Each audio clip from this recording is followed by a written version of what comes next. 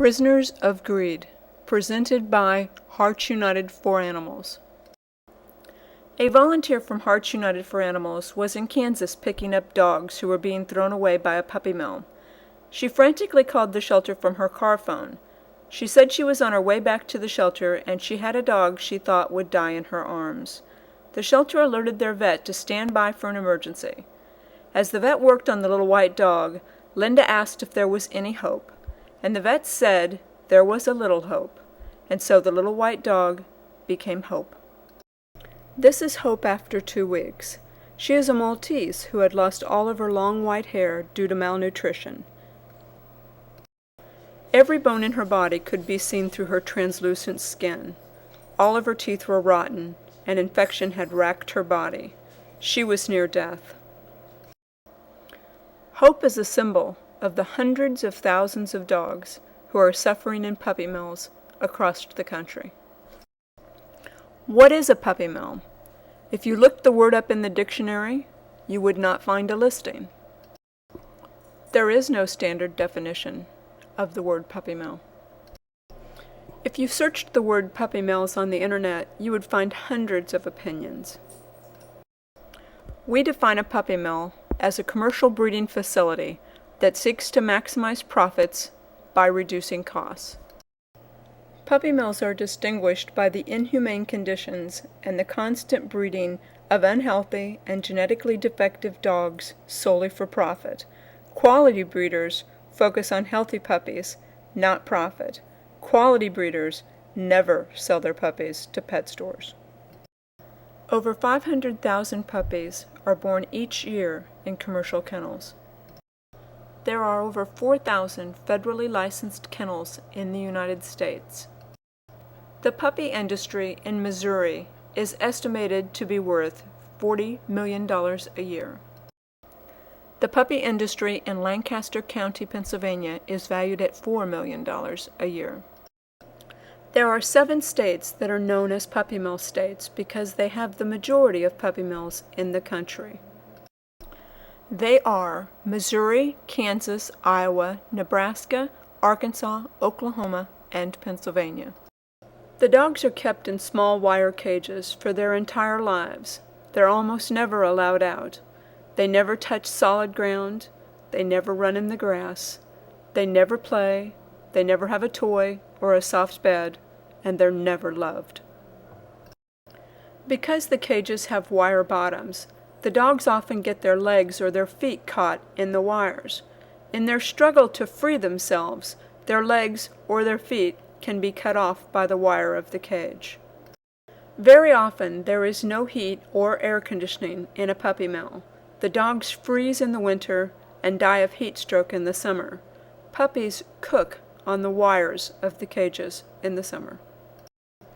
Female dogs are usually bred the first time they come into heat at about 6 months of age and are bred every heat cycle thereafter or twice a year.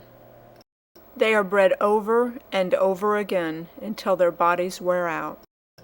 When they are no longer profitable, they are either dumped or killed. Often they are killed by being bashed in the head with a rock or being shot. Sometimes they are sold to laboratories. This is often by the time they reach 5 years old. Puppy mills maximize their profit by not spending adequate money on proper food, housing, or veterinary care. The food that is fed in puppy mills is often made from the sweepings from the floor at the dog food manufacturers.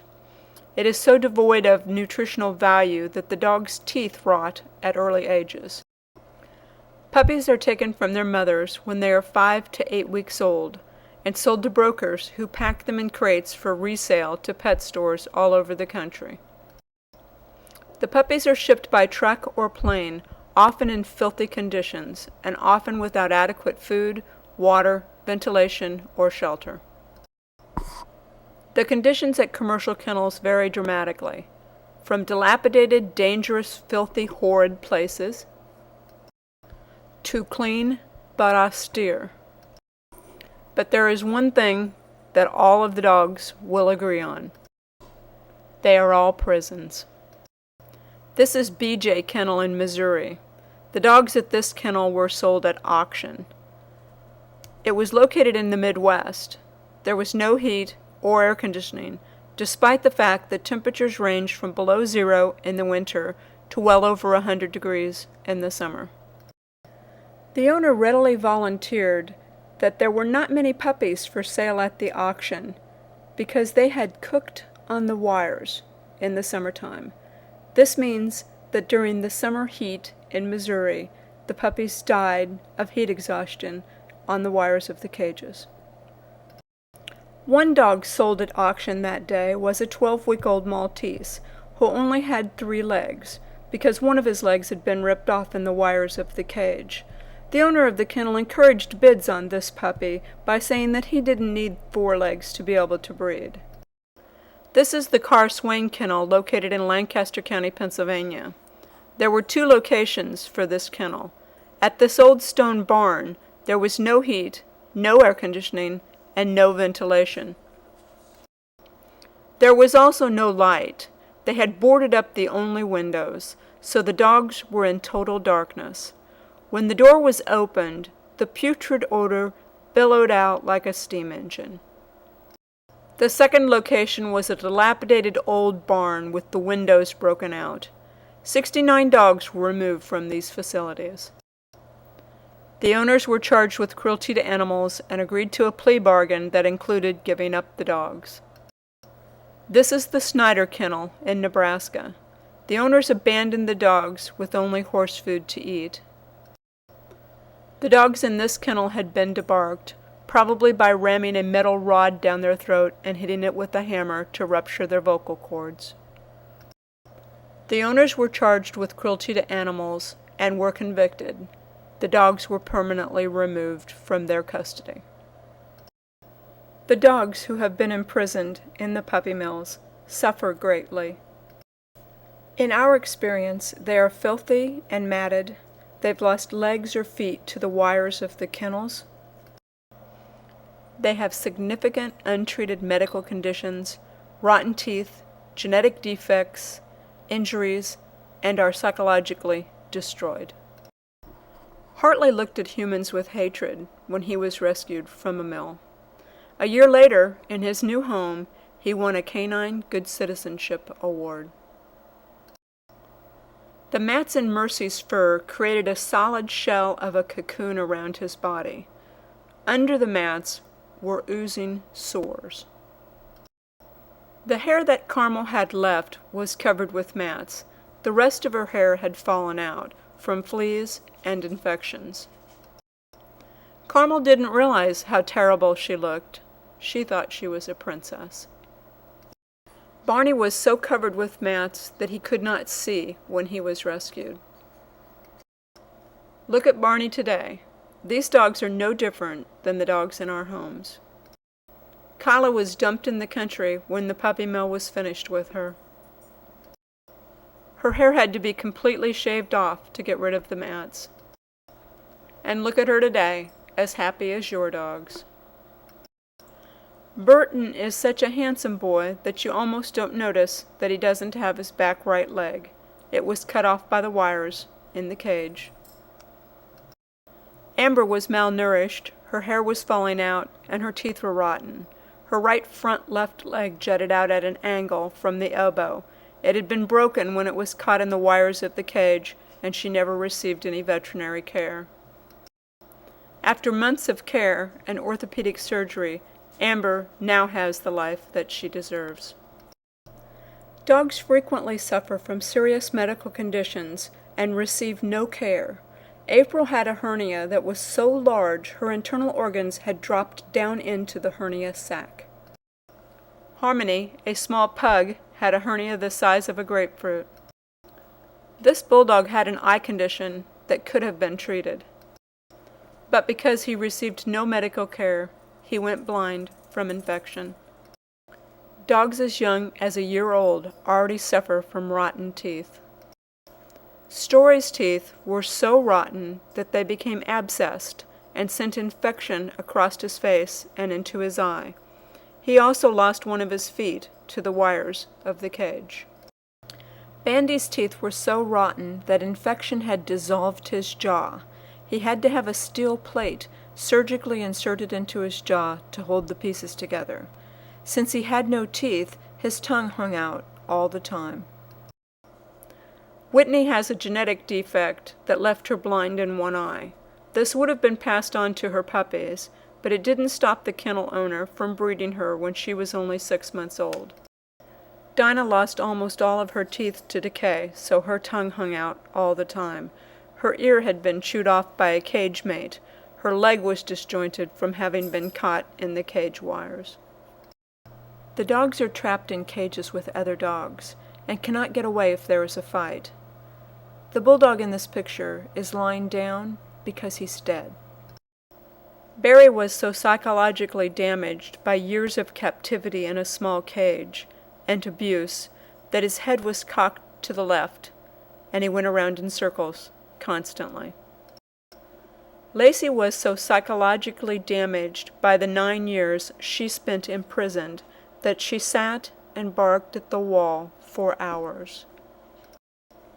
Missy is the saddest Springer Spaniel we have ever met. She came from a Missouri puppy mill where her puppies had been killed in a flood. She was malnourished, had a serious uterine infection, and an impacted tooth. Jurgen is a dachshund who slipped a disc in his back in the cage at a puppy mill. He was paralyzed, but he received no veterinary care. The kennel owner left Jurgen to lay in his own waste, which burned holes into his skin. He was emaciated and dehydrated because he could not reach the food or water. It took surgery and 16 weeks of care to restore his health. There is always a look of caution in Justice's eyes. When she was just a puppy in a commercial kennel with over 550 other dogs, the kennel owner put a chain around her neck. As she grew, the chain grew tighter and tighter around her neck until it actually grew into her skin, into the veins, and into the muscle. It took 4 hours of surgery and 72 stitches to take the chain out of her neck.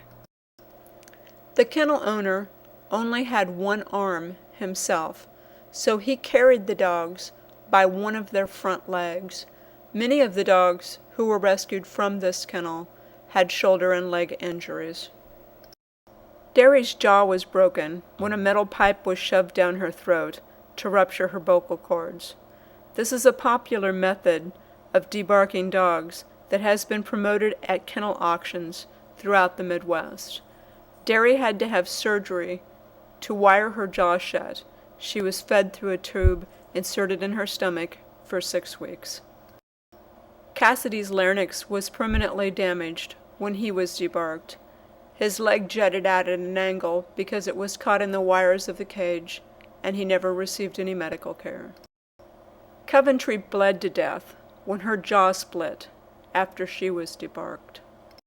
Our research indicates that puppies sold in pet stores have come from commercial kennels. Innocent families buy the puppies from the pet stores only to find out that the puppy is very ill or has genetic or emotional problems. Often the puppies die of disease. Many others have medical problems that cost thousands of dollars, like hip dysplasia. And many have emotional problems because they've not been properly socialized in the commercial kennels. Don't bring this misery into your home. Buying a puppy in a pet store has significant risks for the purchaser and their family. A state-funded survey in California found that nearly half of the puppies sold in pet stores were sick or incubating diseases. A study by the Centers for Disease Control found similar results. There is a federal law, the Animal Welfare Act, and many states have laws that purport to regulate commercial kennels. But the fact is that those laws are rarely enforced. The agencies that are supposed to protect the dogs do not. The federal and state governments are influenced by the large lobbying dollars from big agriculture. They are not going to help the dogs. Only you can help the dogs. Hope is not only the symbol of suffering in the puppy mills, but also the symbol of hope for a new life for all dogs. You can help bring that hope into reality by telling all of your friends never to buy a dog in a pet store. Will you give hope to the dogs who are suffering?